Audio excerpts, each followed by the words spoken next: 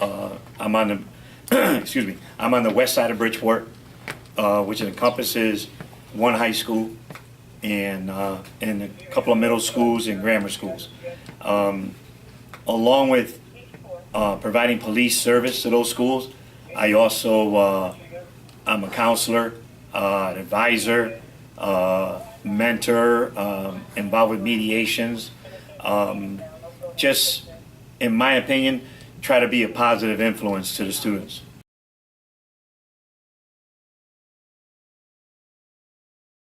Yeah, every day your life is on the line when you put on this uniform, but if you always go back to the training, you can minimize those risks. But it's a job that I think a lot of people, especially our juveniles, can do, and that can lead into becoming a police officer, because no one understands inner city kids better than someone that grows up in inner city. So, what kind of interest makes a good school resource officer? I think one of the first things you have to believe in, and honestly believe in, which I do, is not every kid is bad. I've had comments made to me, you know, you deal with these kids in the school, these kids are bad. And I tell them, no, they're not. No, they're not. Majority of kids, just like people, are good, okay?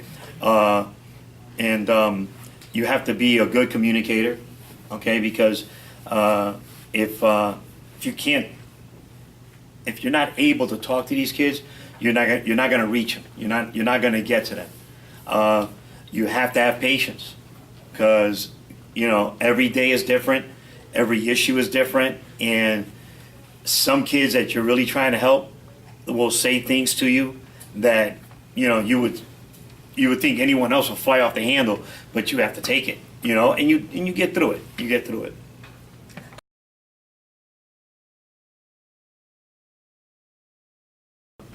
Along with responding for calls for service, for you name it, traffic accident and the school grounds, a stolen cell phone, missing laptop. Some of the other things I like doing, especially in the high school, is I'll go in the building and just walk around and just talk to the kids, you know, ask them how they're doing, just be a presence in the building. Because along with calls for police service, I also provide police protection. Because God forbid we have an active shooter situation in the building, I'm the first one to respond and I have to go in. All right. So my typical day can go from, you know, just going around saying hi, what's up to the kids, or handling a mediation. I've even helped out the truant officers where I'll go to a student's house and find out how come they haven't been going to school. But it's numerous different things that we do. Okay.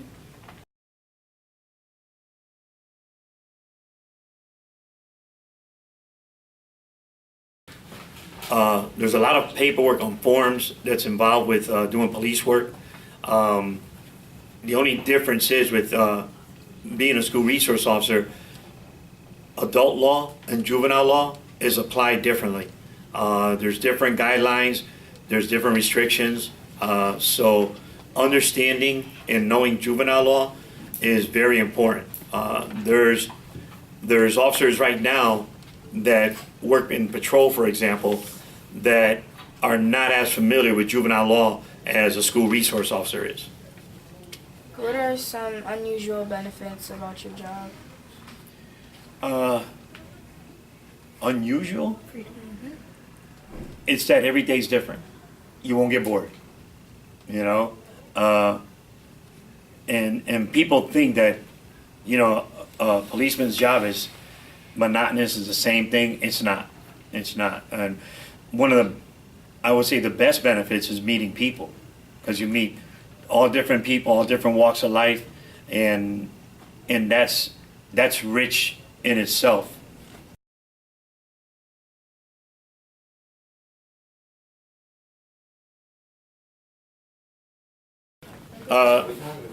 one of the things they need to do, one of the things that kids need to do, or everyone in general, mostly kids need to do when they're approached by a policeman, is cooperate. You know, most kids get real defensive because they start saying, I didn't do anything. But you don't know what the policeman knows, all right? I know one of the most popular clothing that kids like to wear nowadays, black hoodies, black jeans, all right? Now, we get a description of someone just assaulted someone, and it's an African-American male, black hoodie, black jeans, went this way, all right? We go that way. Now you get a kid coming out of his house, he's wearing what? He's an African-American male wearing black hoodie, black jeans.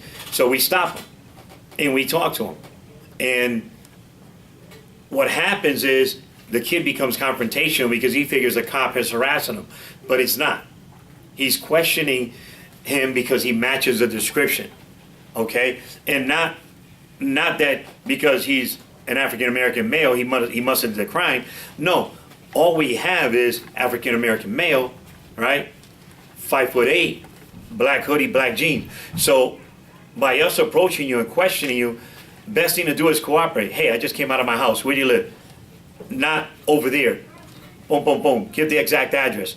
I was with so-and-so, my parents, whatever. My brother just left the house, you know. And as you answer the questions, we know the questions to ask, which will eliminate you as the suspect, and we move on. A lot of kids nowadays automatically think the cop is harassing them. They're not. They're not. And yes, do we have some cops out there that can be a little rough and in my opinion, cross the line? Yeah, they are. But we're not all the same. Okay? So when a cop approaches you, asks you a question, just answer it. Just answer it. Cooperate to the fullest extent. Believe me, if you didn't do it, you're going to be on your way.